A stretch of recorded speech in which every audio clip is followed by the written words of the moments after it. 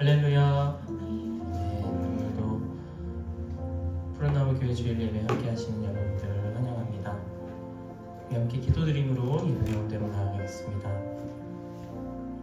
하나님 아버지, 허락하여 주신 주일날 가운데 하나님 앞에 예배함으로 나아갑니다. 우리의 마음을 다하여 주님께로 더욱 가까이 갈 수 있도록 인도하여 주시며, 살아계셔 우리와 늘 동행하시는 주님께 우리의 모든 것을 의탁하며 주님을 의지하기를 소망하오니, 말씀으로서 우리를 채워주시고 붙들어 주시옵소서. 이 예배 시간 우리에게 부어주실 은혜를 기대하며 예수님의 이름으로 기도드립니다. 아멘. 우리 함께 찬양합니다.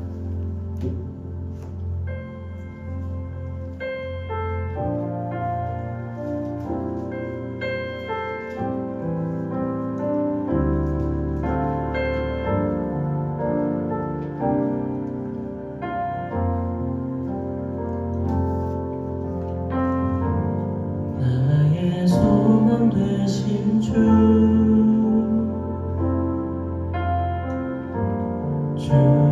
바라봅니다.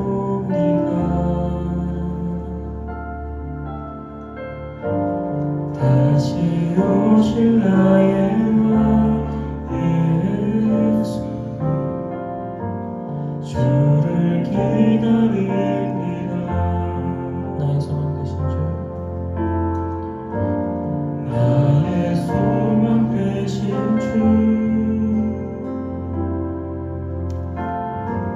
주를 바라봅니다.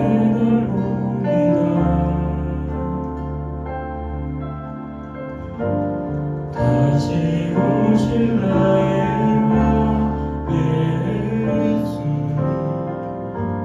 주를 기다립니다.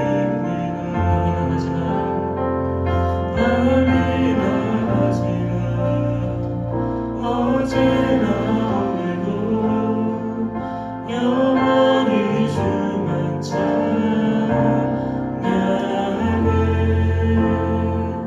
괴롭고 슬플 때 방황하여 넘어져도 언제나 주만 찬양하겠네.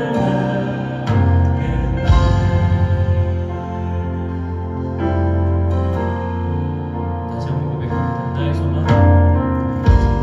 나의 소망 되신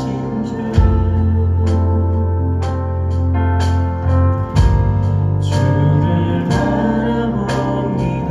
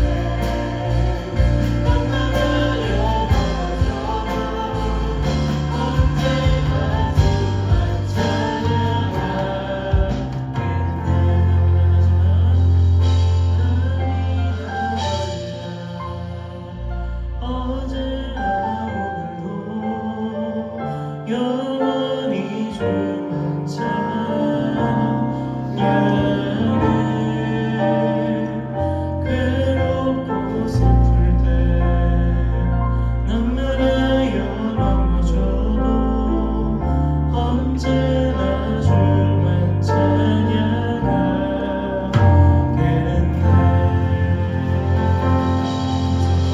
주님만 찬양해서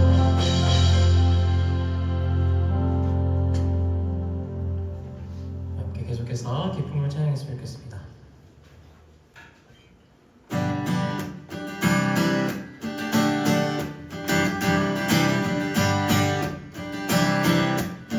우리 함께 박수 치면서 찬양합니다.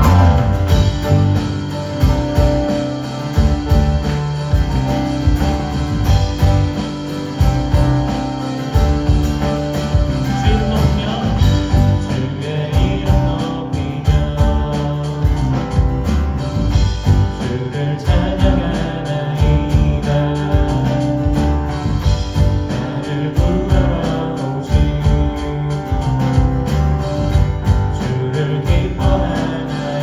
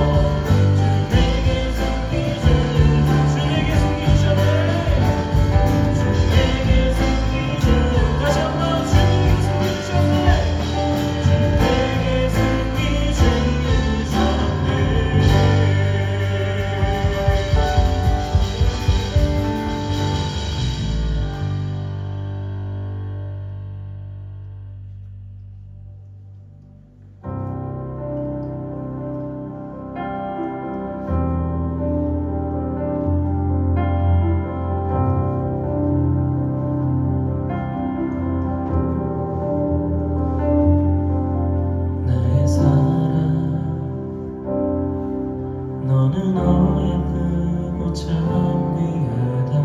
어느 보석보다 귀하다. 내가 사랑스럽지 않을 때 너를 온전히 사랑하고 너와 함께하려 내가 왔노라. 주의 사랑, 주의 사랑, 이 사랑은 결코 변치 않아. 모든 계절 돌보시네. 푸른 마르고 꽃을 시드네. 주의 말씀은 진실해. 실수가 없으신 주만 바라라.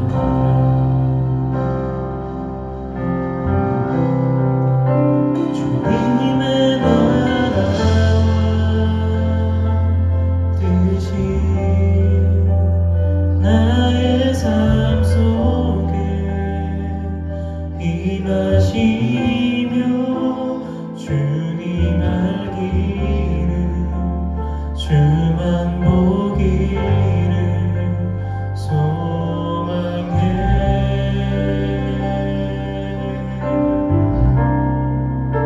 거룩히 살아갈 힘과 두려움 없는 믿음 주실 나의 하나님.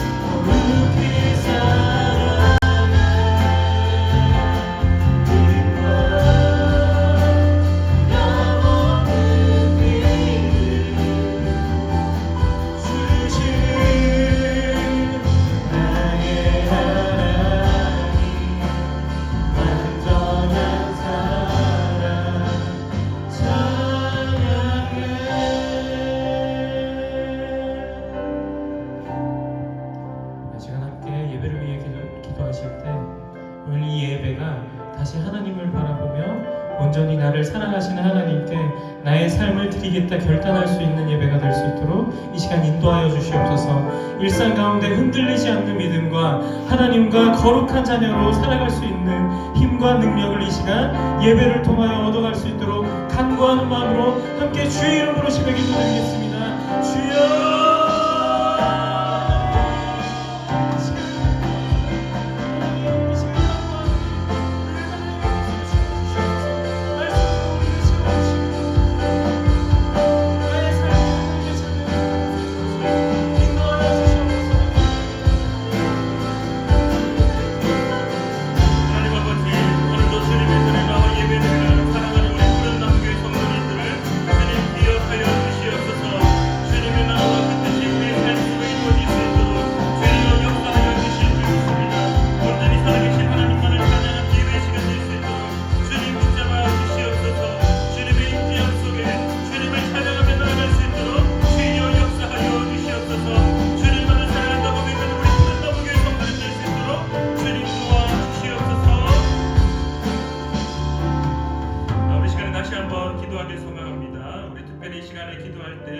여러분의 가정을 위하여서 함께 기도하겠습니다. 우리 명절로 여러분들의 가정이 모입니다. 그 가정 가운데 화평이 넘치게 해달라고, 하나님의 은혜가 넘치게 해달라고, 화목한 자의 가정이 될 수 있게 해달라고, 또한 더 나아가 예수 그리스도 그 복음이 선포되어지는 나의 삶을 통하여서 우리의 가정 가운데 예수 그리스도가 선포되어질 수 있게 해달라고, 우리의 가정 가운데 함께하여 달라고, 또한 우리 사랑하는 한글 집사님 그 허리도 속히 회복될 수 있게 해달라고, 우리 다같이 다시 한번 주님 이름 부르며 기도하며 나아가겠습니다.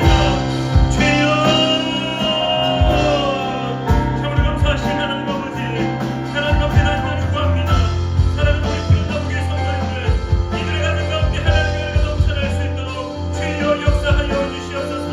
특별히 이들을 통하여서 이들의 가정 가운데 예수를 그리스도 공유할 수 있도록, 이들을 통하여서 복음이 선포될 수 있도록, 이들이 그리스도의 향기가 되게 하시며, 이들이 그리스도의 편지가 되게 하시며, 이들의 삶을 통하여 하나님의 나라가 선포되어지고 하나님의 나라가 이루어질 수 있도록 주여 역사하여 주시옵소서.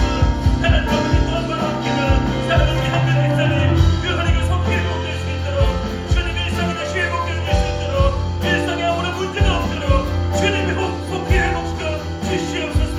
나 사는 예수 그리스도의 이름으로 선포하노니 회복될지어다. 주님의 능력으로, 주님의 손길로 주님께서 회복하는 능력이 넘쳐날 수 있도록 주여 역사하여 주시옵소서. 주님,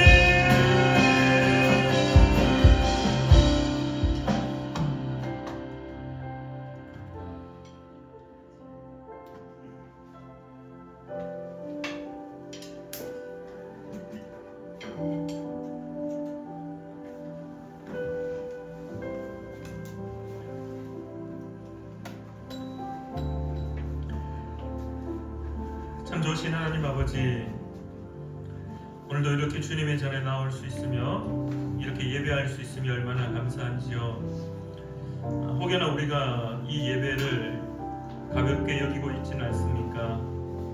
혹여나 우리가 드리는 이 예배의 시간이 그냥 너무나 당연한 그냥 시간이 되었기에 그렇게 앉아있고 그렇게 예배를 드리고 있지는 않습니까? 하나님 아버지, 사랑하는 우리 푸른나무교회 성도님들 온 마음을 다하고 뜻을 다하여 힘을 다하여 하나님께 예배하는 자 될 수 있도록 주님 도와 주시옵소서. 오늘도 주님께 나아갑니다. 특별히 명절을 준비하는 귀한 시간들입니다. 하나님, 가족들이 모일 때, 담소를 나눌 때, 웃으며 이야기할 때, 이들의 입술을 통하여서, 또한 이들의 삶의 태도와 자세와 삶의 모습을 통하여서 예수를 그리스도로 고백하며 하나님 나라를 선포하는 귀한 시간들 될 수 있도록 도와주시옵소서. 또한 바라옵기는 사랑하는 우리 한글 집사님 속히 회복되게 하시고 일상이 다시 온전하여져서 주님께 영광 돌리는 사랑하는 우리 한글 집사님 될 수 있도록 주님 도와주시옵소서. 사랑하는 우리 푸른나무교회 모든 성도들의 그 삶 속에 하나님의 은혜가 간절히 넘치기를 구하며 살아계셔 역사하시는 예수님의 이름으로 기도드립니다. 아멘. 우리 성시교독 27번 시편 51편입니다. 성시교독 27번 시편 51편입니다. 하나님이여 주의 인자를 따라 내게 은혜를 베푸시며 주의 많은 긍휼을 따라 내 죄악을 지워 주소서. 나의 죄악을 맑게 씻으시며 나의 죄를 깨끗이 제하소서. 물은 나는 내 죄가를 아오니 내 죄가 항상 내 앞에 있나이다. 내가 주께만 범죄하여 주의 목전에 악을 행하여 싸우니 주께서 말씀하실 때 의로우시다 하고 주께서 심판하실 때 순전하시다 하리이다. 내가 죄악 중에서 출생하였으며 어머니가 죄 중에서 나를 잉태하였나이다. 우슬초로 나를 정결하게 하소서. 내가 정하리이다. 나의 죄를 씻어 주소서. 내가 눈보다 희리이다. 하나님이여 내 속에 정한 마음을 창조하시고 내 안에 정직한 영을 새롭게 하소서. 아멘. 우리 시간에 사도신경으로 우리의 신앙을 하나님께 고백하겠습니다. 우리 화면을 보시며 함께 읽으시며 우리의 신앙을 고백하겠습니다. 나는 전능하신 아버지 하나님 천지의 창조주를 믿습니다. 나는 그의 유일하신 아들 우리 주 예수 그리스도를 믿습니다. 그는 성령으로 잉태되어 동정녀 마리아에게서 나시고 본디오 빌라도에게 고난을 받아 십자가에 못 박혀 죽으시고 장사된 지 사흘 만에 죽은 자 가운데서 다시 살아나셨으며 하늘에 오르시어 전능하신 아버지 하나님 우편에 앉아 계시다가 거기로부터 살아있는 자와 죽은 자를 심판하러 오십니다. 나는 성령을 믿으며 거룩한 공교회와 성도의 교제와 죄를 용서받는 것과 몸의 부활과 영생을 믿습니다. 아멘. 우리 시간에 찬송가 272장 우리 함께 찬양하겠습니다. 찬송가 272장입니다.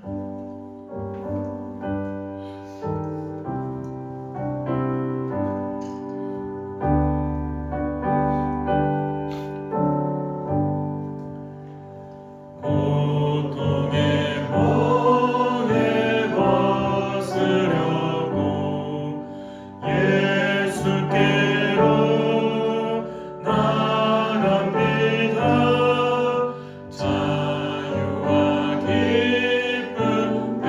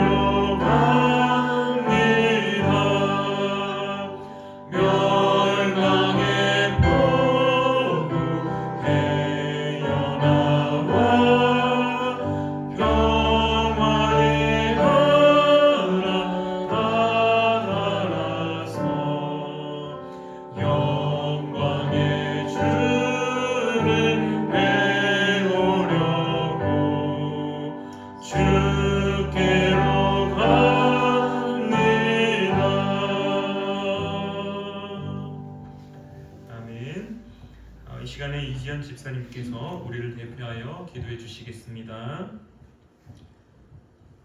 다 함께 기도드리시겠습니다. 사랑의 하나님, 참으로 감사합니다. 오늘도 이 예배의 자리에 저희들을 초청해 주시고 우리의 구원자 되시는 주님 앞에 이렇게 함께 모여 예배드릴 수 있는 귀한 시간 허락하심을 참으로 감사드립니다. 하나님, 이 시간 우리의 눈과 귀와 마음을 열어 온전히 하나님을 예배하는 시간 되게 하여 주십시오. 아멘.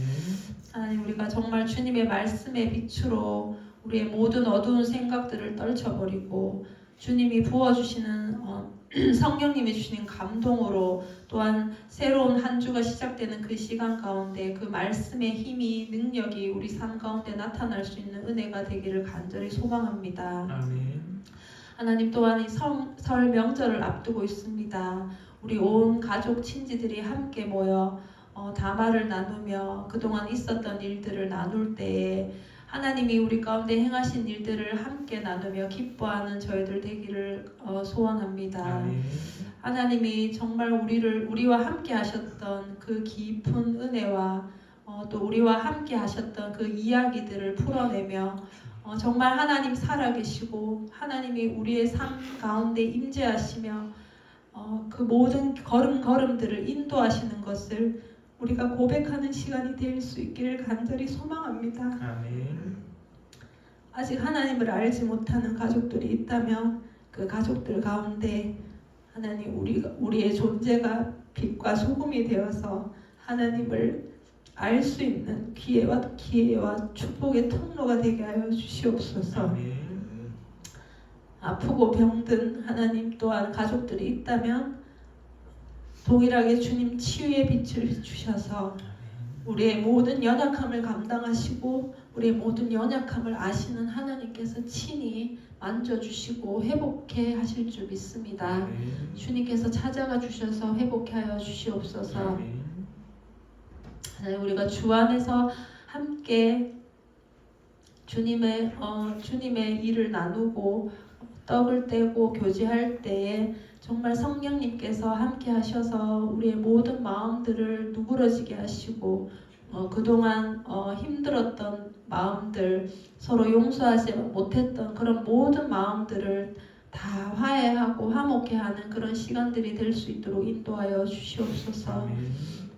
또 새로운 한 해가 정말 시작됩니다. 하나님, 이 새해에 주님 우리가 다짐했던 것들 다시 한번 기억하게 하셔서 더 주님 앞에 우리가 새롭게 일어서고 또 그 은혜로 한 걸음 한 걸음 나아갈 수 있도록 인도하여 주시옵소서. 아멘. 우리의 일터에서도 우리의 가정에서도 또 모든 학교에서 또 만나는 모든 사람들 가운데도 그 만남의 축복을 주시고 또 우리의 일상 가운데서 주님 정말 말씀의 지혜를 넘치게 주셔서 우리가 그 말씀으로 모든 것들을 이겨내고 또 전진할 수 있는 귀한 시간들 될 수 그런 힘찬 새해가 될 수 있도록 인도하여 주시길 소망합니다. 아멘. 특별히 푸른나무 교회 가운데 넘치는 주의 은혜와 사랑을 부어주셔서 정말 이웃들에게 사랑과 복음을 전하는 귀한 하나님의 빛된 교회로 설 수 있도록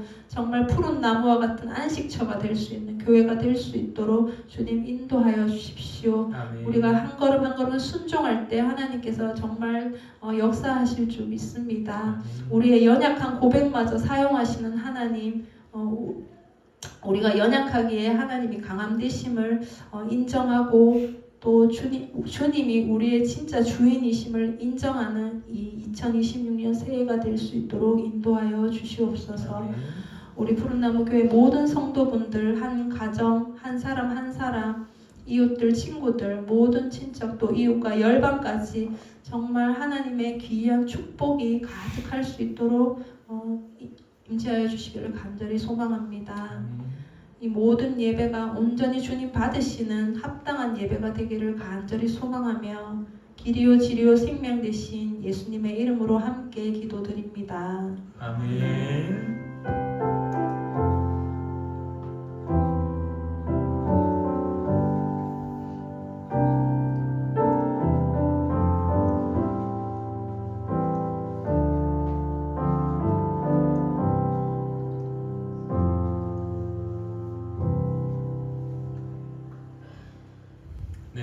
주신 하나님 말씀은 요한복음 5장 1절부터 15절까지의 말씀입니다.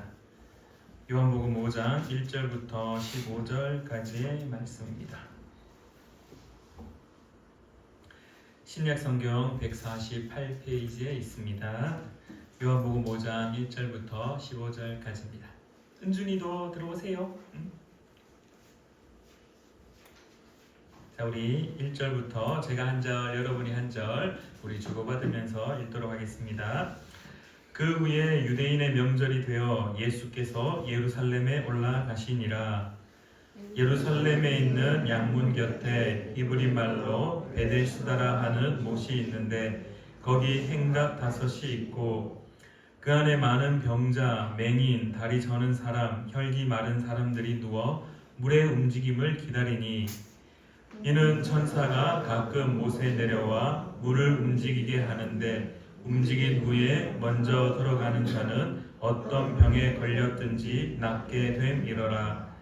거기 38해 된 병자가 있더라. 예수께서 그 누운 것을 보시고 병이 벌써 오래된 줄 아시고 이르시되 내가 낫고자 하느냐. 병자가 대답하되 주여 물이 움직일 때에 나를 못에 넣어주는 사람이 없어 내가 가는 동안에 다른 사람이 먼저 내려가나이다. 예수께서 이르시되 일어나 내 자리를 들고 걸어가라 하시니 그 사람이 곧 나아서 자리를 들고 걸어가니라. 이날은 안식일이니 유대인들이 병 나은 사람에게 이르되 안식일인데 내가 자리를 들고 가는 것이 옳지 아니하니라.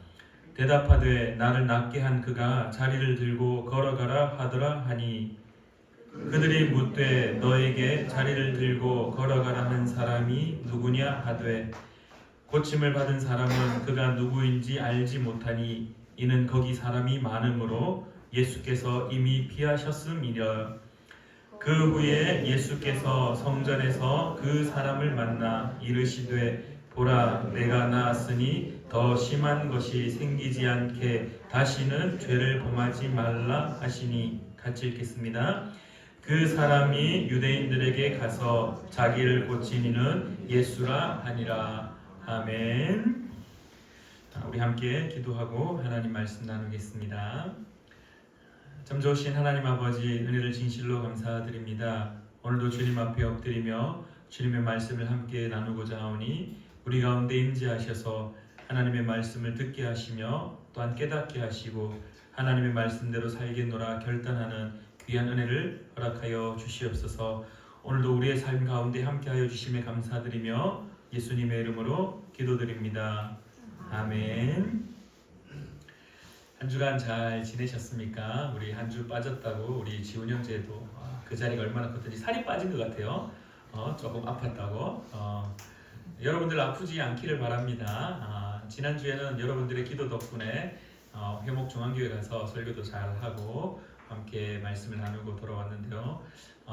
말씀을 나누었던 주제는 딱 한 가지였습니다. 우리 푸른 나무 교회에 함께 하셨던 그 하나님의 이야기, 하나님께서 우리 푸른 나무 교회 가운데 함께 했던 그 이야기를 나누었고 그러면서 동시에 이제 효목중앙교회 성도님들에게도 여러분의 삶에 부동산이 얼마고 요즘 뭐 난리 났죠. 지금 다주택자들 집 팔고 막 난리더라고요. 그래서 뭐 집값이 얼마가 되었고 뭐 주식이 얼마가 되었고 코스피가 얼마나 되어서 뭐 수익이 얼마고 이런 이야기 하지 말고 하나님이 내 삶 가운데 하나님이 우리의 삶 가운데 하나님이 함께한 그 이야기가 가득하기를 바란다라고 그렇게 말씀을 나누고 왔습니다. 사랑하는 우리 푸른 나무교회 성도님들의 삶에도 하나님 나라 이야기가 가득하기를 간절히 축원합니다.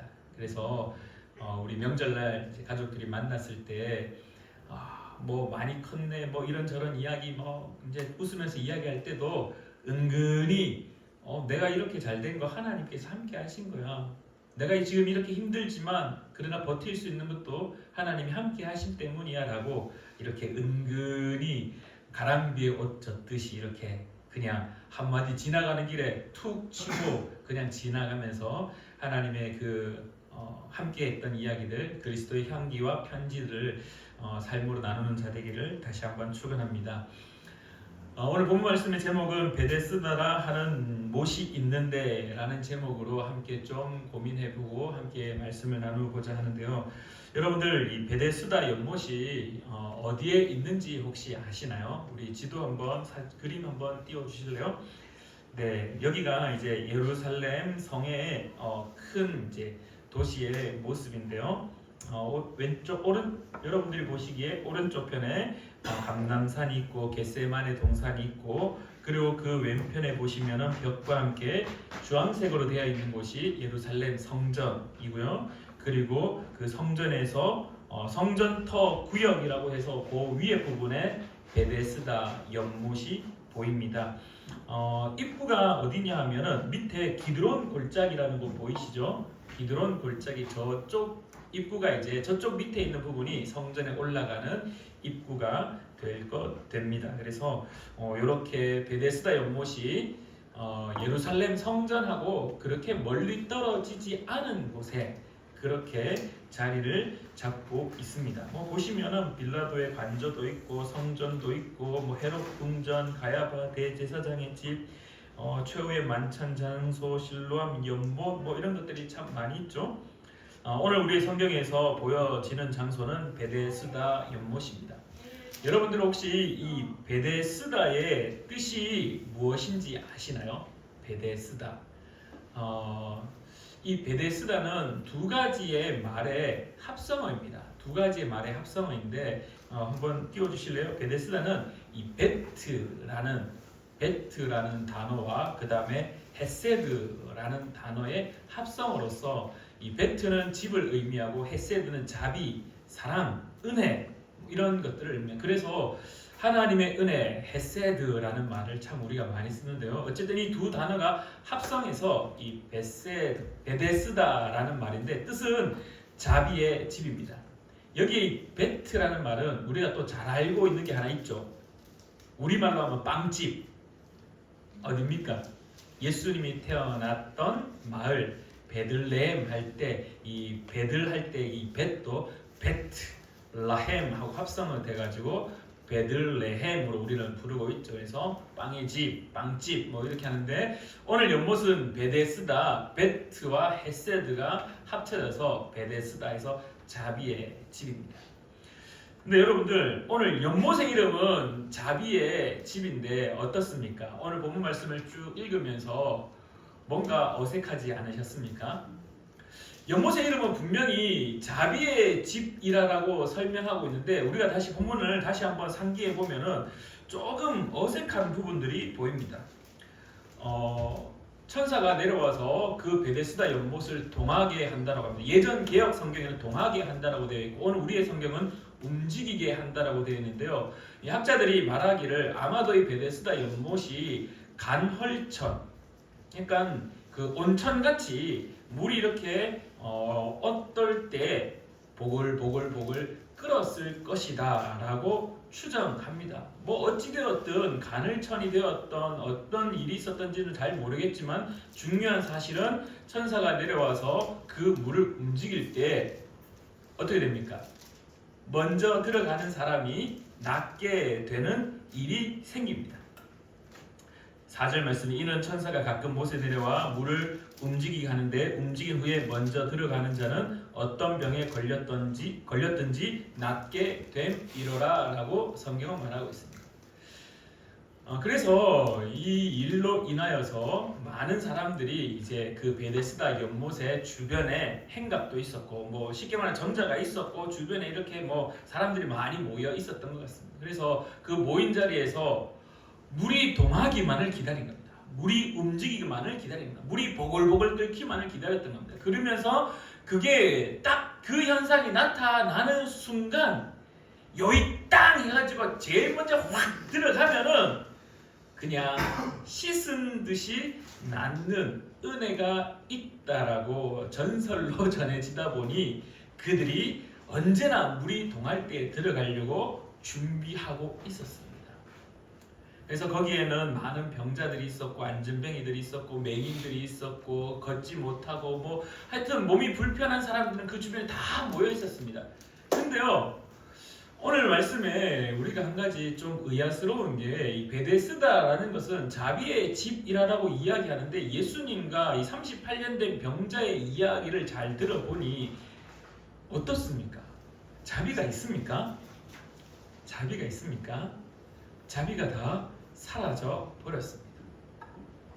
아이러니하게도 이 베데스다 연못 그 이름은 자비의 집이라면은 사랑이 있어야 되고 베품이 있어야 되고 배려가 있어야 되고 양보가 있어야 되는데 실상은 그 모든 것들이 다 상실되어 버리고 어떻게 되었느냐?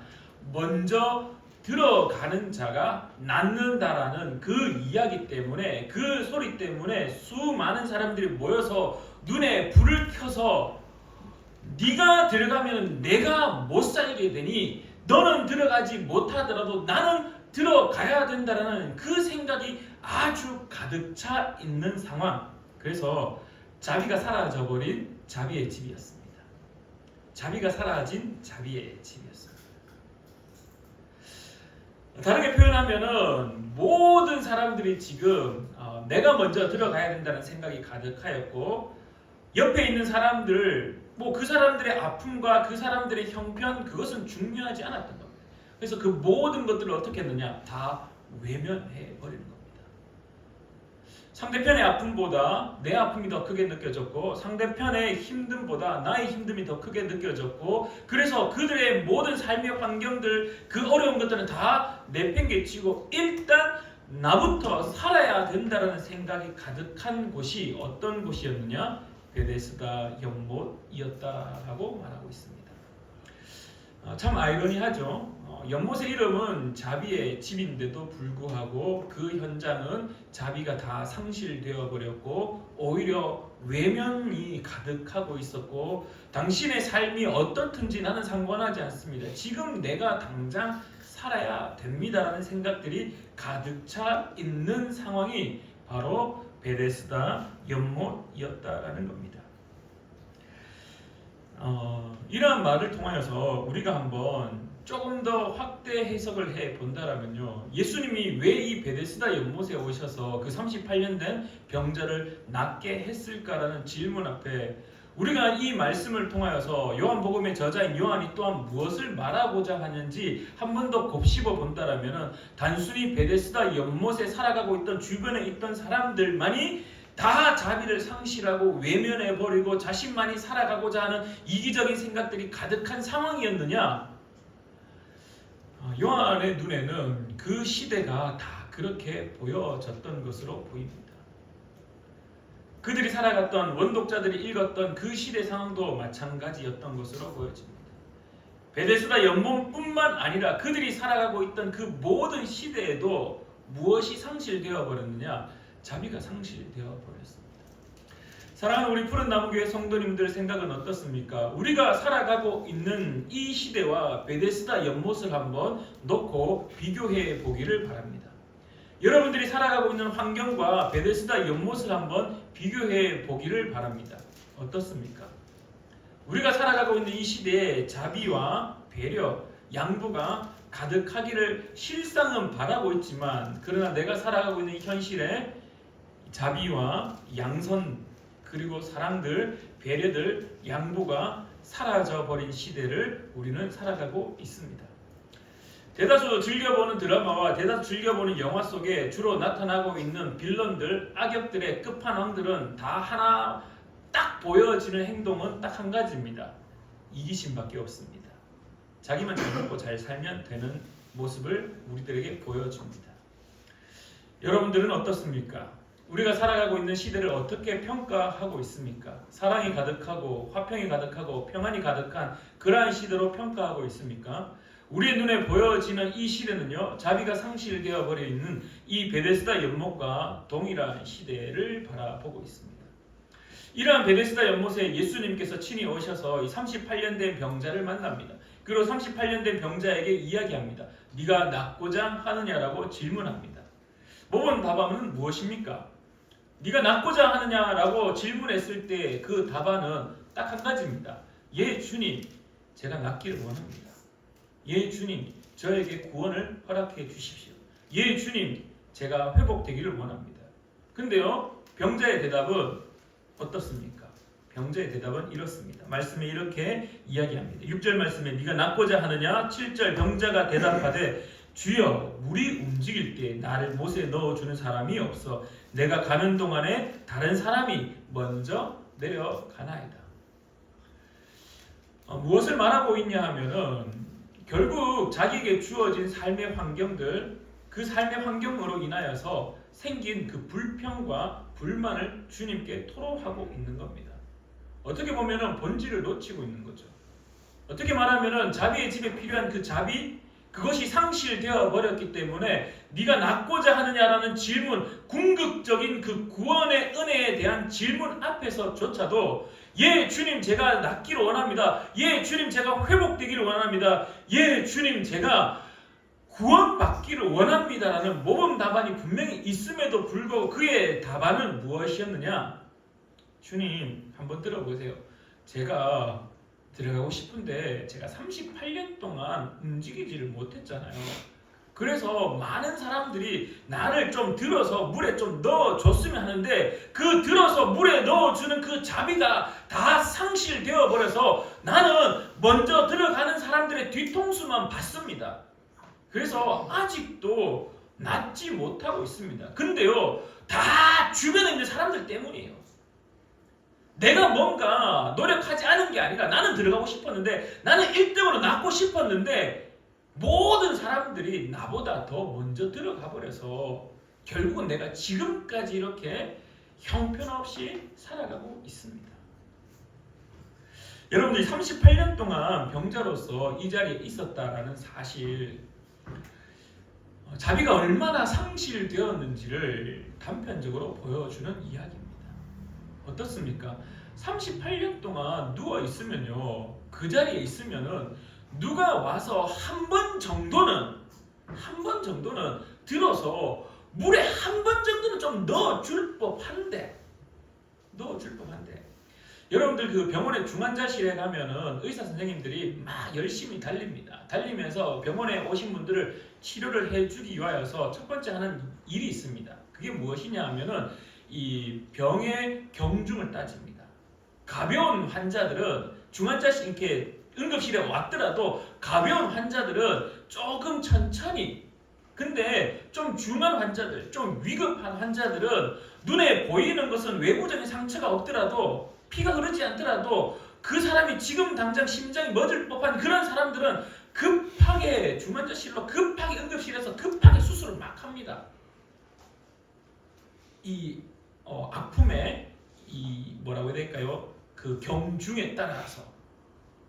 그래서 이 38년 된 병자가 누워 있을 정도면은 주변의 사람들이 한 번 정도는 이야 이렇게 오래 누워 있는데 이 사람 이렇게 좀 들어서 우리 한번 좀 물에 넣어 줍시다라고 할 수 있을 법한 무게감이 있는 환자인데 그 마을 사람들이 다 알고 있었겠지 않습니까? 38년이나 누워 있었는데 그 마을 공동체가 다 알고 있었을 텐데 그 베데스다 연못에 있는 사람들이 다 알고 있었을 텐데 그 아픔의 경중에 따라서 내가 보니 네가 좀 심각하구나. 그러면 다음 물이 동할 때 네가 들어가고 너는 보니까 조금 천천히 들어가도 될 것 같으니까 다음 물이 동할 때 들어가면 되겠구나. 뭐 이렇게 좀 뭔가 서로 그 공동체 안에서 자비를 베풀고 배려하고 양보하고 서로 그러한 공동체다운 그러한 모습들이 있었으면 참 좋겠는데 그게 다 상실되어 버리고 그들에게 남았던 것은 내가 먼저 들어가야 된다는 생각들만 가득했고 심지어 38년 된 병자의 머릿속에는 무엇만 남았느냐? 다 자들이 먼저 저렇게 열심히 뛰어 들어가는 바람에 나는 못 들어가서 이 모양 이 꼴로 여전히 누워만 있습니다라고 하는 신세 한탄만이 남아 있었다라는 겁니다. 이 병자 역시 본질을 잃어버렸고 그 자비가 사라진 그 상황 속에 계속 살다 보니까 그냥 다 놓치고 있다라는 겁니다. 우리가 이 시대를 살아갈 때에도 마찬가지입니다. 하나님의 말씀이 우리 그리스도인들에게 선포되었습니다. 하나님께서 우리에게 이루어 주신 말씀들이 있습니다. 그 말씀대로 살아가야 되는 큰 은혜가 있음에도 불구하고 우리가 자비가 사라진 시대 속에 살다 보니 우리마저도 그 자비가 상실된 상태로 삶을 살아가서 예수님께서 오셔서 네가 낫고자 하느냐라고 질문하는데 우리의 입에서 나오는 소리는 예 주님 구원받기를 원합니다가 아니라 주님 한번 들어보세요. 주님 한번 들어보세요. 내가 그렇게 살려고 했는데요. 근데요. 그건 모르겠고 내 모든 주변 사람들이 자기 일단 잘 먹고 잘 살려고 막 몸부림치고 바둥바둥거리고 성공하려고 노력하다 보니까 나한테 떨어지는 거는 아무것도 없었어요. 아무것도 없었어요. 나를 도와주는 이조차 아무도 없었어요. 다 자기 살기 바빴어요. 그래서 제가 지금 이렇게 나도 힘든 모양으로 있습니다. 예수님이 그에게 다시 묻습니다. 예수님께서 이르시되 8절 말씀에 일어나 네 자리를 들고 걸어가라 라고 말씀하십니다. 38년 된 병자가 그 말을 들었을 때 어떠한 생각이 들었을까요? 어떠한 생각이 들었을까요? 예수님께서 그 병자, 38년 된 병자에게 자비의 집에서 자비가 상실된 그 연못에서 다시금 그 병자에게 자비를 허락하셨습니다. 쉽게 말해 우리가 쓰는 용어로 표현한다면 은혜를 허락하셨습니다. 그의 병을 고쳐주셨습니다. 그가 다시 회복되어졌습니다. 그래서 그가 일어나 걷기 시작했습니다. 근데 여기서 사건에서 또 놀라운 것은 이 일어난 현장을 목격했던 안식일 날 그 현장에 있었던 많은 유대인들과 종교 지도자들이 너 왜 안식일에 자리를 들고 일어나느냐라고 이야기합니다. 종교 지도자들조차도 자비를 상실해버린 겁니다. 그리고 난 다음에 재미있게 38년 된 병자가 고침 받고 난 다음에 그에게 종교 지도자들이 묻습니다. 야야, 너를 그렇게 치료한 사람이 도대체 누구? 라고 질문합니다. 근데요, 어떻게 대답합니까? 누구였지? 자기를 치료해 준 사람을 잊어버렸습니다. 자기를 치료해 준 사람을 잊어버렸습니다. 그리고 난 이후에 예수님이 다시 그 성전에서 그 사람을 만나게 됩니다. 얼마나 시간이 흘렀는지는 사실 잘 모르겠습니다. 성경에서는 하루가 지났는지 그냥 몇 시간이 지났는지 잘 모르겠습니다. 어찌되었든 시간이 지난 후에 그 후에라고 성경은 표현하고 있습니다. 14절에 그 후에 예수께서 성전에서 그 사람을 만나 이르시되 보라 네가 나았으니 더 심한 것이 생기지 않게 다시는 죄를 범하지 말라라고 다시 예수님께서 그에게 말씀하십니다. 오늘 이 말씀이 우리에게 큰 은혜를 두 가지를 선언하고 계십니다. 무엇이냐? 첫 번째는 어떤 죄를 범하지 말라라고 예수님 말씀하시는가? 어떤 죄를 범하지 말라고 말씀하시는가? 자, 배경은 자비가 상실된 땅이었습니다. 자비가 상실되어 있었던 도시였습니다. 여러분들 예루살렘은 무엇입니까? 예루살렘은 우리가 알고 있듯이 평화의 도시입니다. 평화의 도시. 그 평화가 하나님이 주신 평화로 이루어진 도시가 예루살렘입니다. 근데 그 평화의 도시에서 하필이면 베데스다 연못, 자비의 집에서 근데도 그 상황은 자비가 다 상실되어 버렸습니다. 이미 예루살렘의 성에 있는 하나님의 평화 역시 다 상실되어 버렸다는 겁니다. 그러면서 예수님이 그 고침받은 자에게 이야기합니다. 가서 죄를 범하지 말라. 다시는 죄를 범하지 말라. 도대체 어떤 죄를 범하지 말라라고 예수님께서 그에게 말씀하시느냐? 우리가 이 상황을 돌이켜 볼 때 그가 지으면 안 되는 죄는 바로 자비를 상실하는 죄였다는 겁니다. 사랑을 상실하는 죄를 짓지 말라라는 겁니다. 사랑을 상실하는 죄, 배려를 상실하는 죄, 양보를 상실하는 죄, 그리스도인다운 삶의 모습을 상실하는 죄를 범하지 말라라고 예수님은 우리에게 가르쳐 주고 있습니다. 이것을 좀 더 오늘 성경의 표현대로 말하면은 다시는 이 헤세드, 이 자비를 무너뜨리지 말아라라고 예수님이 말씀하고 있다라는 겁니다. 여러분들 그리스도인에게 있어서 가장 중요한 것은 하나님께서 우리에게 허락하신 그 사랑, 그 받은 은혜, 그것을 여전히 우리의 삶에서 펼쳐내는 겁니다. 근데요, 중요한 것은 그 펼쳐내기에 앞서 이 시대를 살아가고 있을 때, 이 30의 시대를 살아가고 있을 때 우리 역시 그것을 놓치는 경우가 더 많습니다. 펼쳐내기도 전에 내가 그것을 놓치는 경우가 허다하다라는 겁니다. 여러분들 잘 한번 생각을 해보십시오. 이스라엘 백성들에게 구제는요, 남을 돕는 거는요, 남을 배려하는 거는요, 그냥 몸에 배어 있는 겁니다.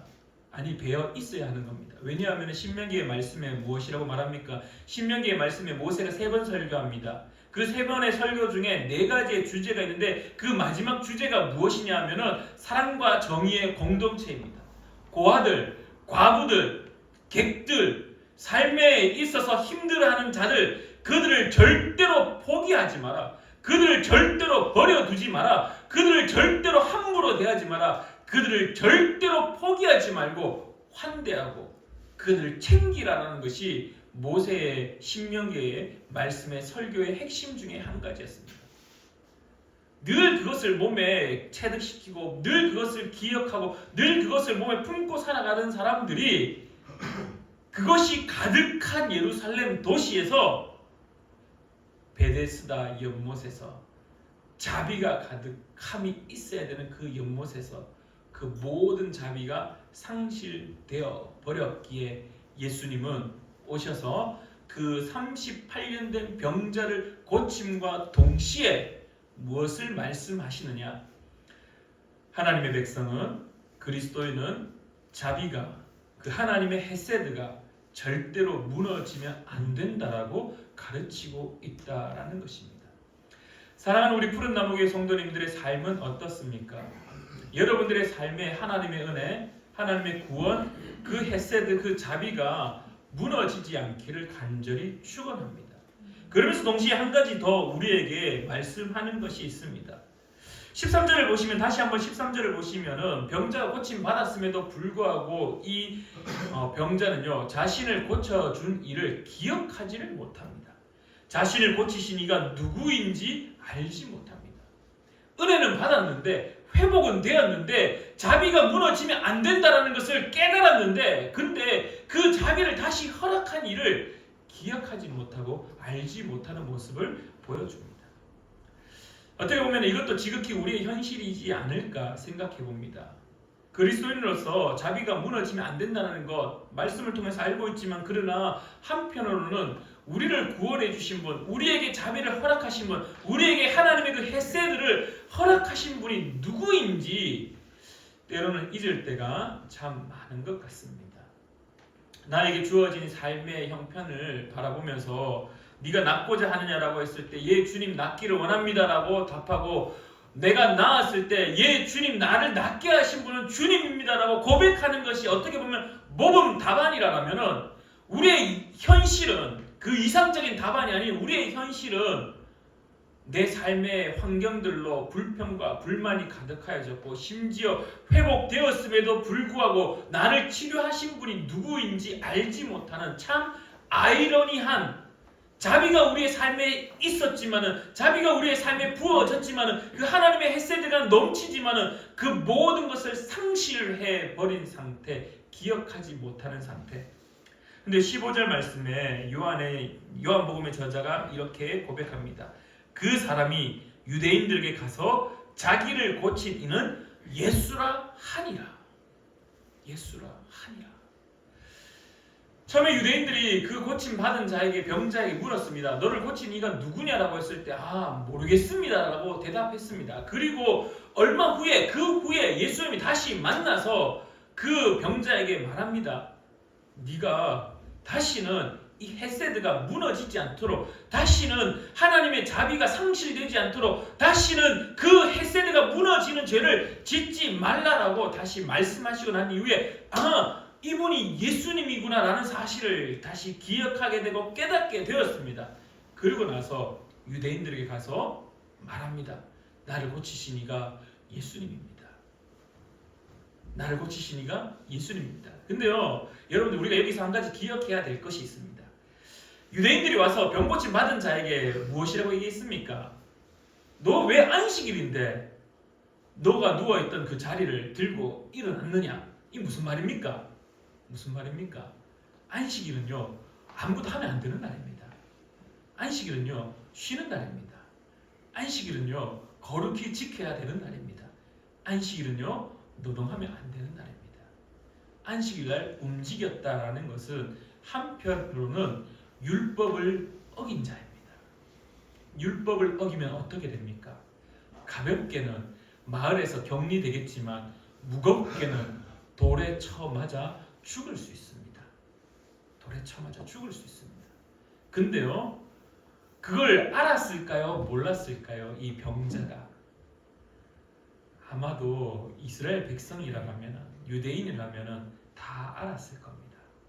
그럼에도 불구하고 자기가 자기가 안식일날 회복되어서 자기가 누워있던 그 자리를 들고 일어났던 그 행동을 질타받았지만은 그럼에도 불구하고 다시 그들에게 가서 자기를 고친 이가 누구냐라고 예수다라고 이야기하는 것은 그 모든 자비가 상실되어 있는 가장 정점에 있던 그 종교 지도자들에게 찾아가서 나에게 자비를 허락하시고 나에게 다시 그 자비가 무너지면 안 된다라고 선언하신 분이 누구냐?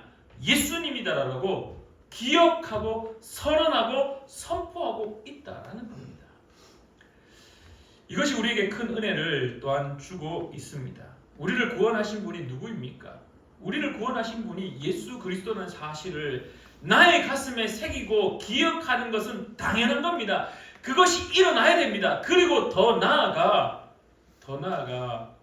나를 질타하고 나를 죽일 수도 있는 그 유대 지도자들 앞에서 당당하게 나를 치료해 주신 분이 예수님이다라고 선언할 수 있는 그 당당함, 오늘 여러분들에게 있기를 간절히 축원합니다. 세상은 우리를 향하여서 여전히 무시하기도 하고 여전히 이상하다 말하고 여전히 너희는 예수 추종자들이라고 이야기하며 예수를 따르는 것에 대해서 불만을 가지고 예수를 따르는 것을 욕을 하는 시대입니다. 오늘 심지어 성경에서는 안식일날 움직였다고 해서 심지어 안식일의 주인이라고 고백하는 예수님이 치료해 주신 그 놀라운 은혜를 우와, 생명이 살아났구나, 자비가 있어야 될 땅에 다시 자비가 선포되었구나라고 기뻐하고 박수쳐야 될 종교 지도자들, 유대인들이 어떻게 했습니까? 도대체 안식일날 너를 살려준 사람이 누구냐? 도대체 이 안식일날 너에게 자비를 허락한 이가 누구냐? 자비가 가득해야 될 땅에, 하나님의 평안이 가득해야 될 그 예루살렘에 하나님의 평안과 자비, 하나님의 헤세드가 선언되고 선포되고 그것으로 인하여서 회복되는 놀라운 일이 있음에도 불구하고 종교 지도자들은, 유대인들은 그것을 가지고 지적하고 있는 현실. 오늘 우리의 삶에 하나님 나라 이야기가 가득한 이야기들을 선포할 때 혹시 주변의 사람들이 그게 무슨 하나님의 나라의 이야기냐, 네가 노력해서 된 거지, 그게 무슨 아니야 그게 무슨 소리야 라고 이렇게 말하는 이 시대 속에 여러분들은 다시 그들 앞에 서서 아닙니다, 나를 고치신 이는 예수님입니다 라고 당당하게 선언하고 선포할 수 있는 저와 여러분 되기를 간절히 축원합니다. 기도하겠습니다. 참 좋으신 하나님 아버지, 은혜를 진실로 감사드립니다. 하나님, 우리가 살아가고 있는 이 땅은 하나님의 땅, 하나님의 창조하신 하나님의 평안이 가득한 예루살렘의 그 평화의 도시와 같은, 그리고 베데스다 같은 자비가 가득한 도시라고, 그러한 삶의 터전이라고 이야기하고 있지만 실상은 자비가 상실되어 버렸고 하나님의 평화와 평안이 상실되어 있는 시대입니다. 많은 이들이 그 하나님의 평안과 그 은혜들을 얕잡아 보고 있고, 많은 이들이 그것이 필요 없다라고 말하고 있고, 그것이 아니라 우리의 삶의 노력으로, 나의 노력으로 살아가야 된다라고 많은 이들이 이야기하고 있는 시대 속에 혹시 오늘 우리가 그 은혜를 잊어버리고 있지는 않습니까? 오늘 주님이 다시금 우리에게 오셔서 그 하나님의 자비를, 그 하나님의 헤세드를, 그 하나님의 은혜를, 예수 그리스도의 그 십자가를 잊지 말아라라고 그 있는 죄를 범하지 말라라고 오늘 우리에게 다시금 가르치시며 우리를 회복해 함을 바라봅니다. 그리고 이제 더 나아가 결단하기를 소망하오니 하나님 세상 가운데 나를 구원하시니가, 나를 고치시니가, 나의 삶에 함께 하시는 이가, 나의 삶의 자리에서 버티게 하시고 견디게 하시는 이가 예수라고, 예수님이라고 선언하고 선포하고 고백하는 우리가 될 수 있도록 주님 또한 도와주시옵소서. 오늘도 은혜 내려주심에 감사드리며 예수님의 이름으로 기도드립니다. 아멘. 이 시간 우리 나의 삶은 복되다 함께 찬양 부르시며 준비한 예물 하나님께 올려드리겠습니다.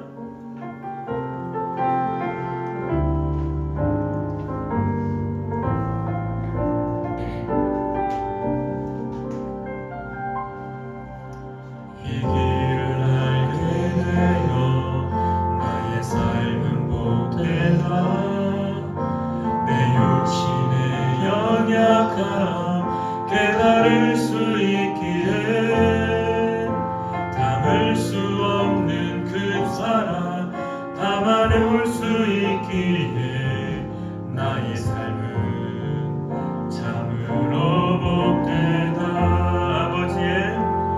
아버지의 때를 기다리며 내 원함을 꺾어도 주의 뜻이 이루어지고 나면 울 수 있어 영광이라. 이 길을 걷게 되어 나의 삶은 복되다. 신실하신 아버지를 의지할 수 있기에 영원하신 주의 나라 소망이 있기에 나의 삶은 참으로 복되다. 함께 기도하겠습니다. 참 좋으신 하나님 아버지의 은혜를 진실로 감사드립니다. 오늘도 주님께서 허락하신 은혜로 예배할 수 있습니다. 오늘도 주님께서 우리에게 은혜를 주셨기에 예배할 수 있습니다. 오늘도 우리에게 그 하나님의 놀라운 자비를 허락하셨기에 이렇게 주님의 전에 올라올 수 있음을 고백합니다.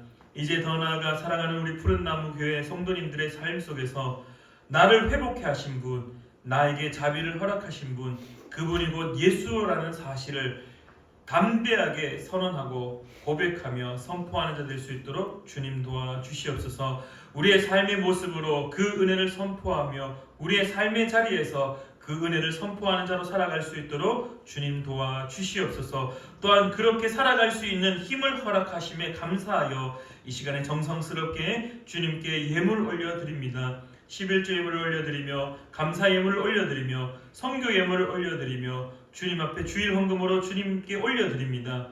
드리는 손길마다 하나님께서 함께하여 주시옵소서.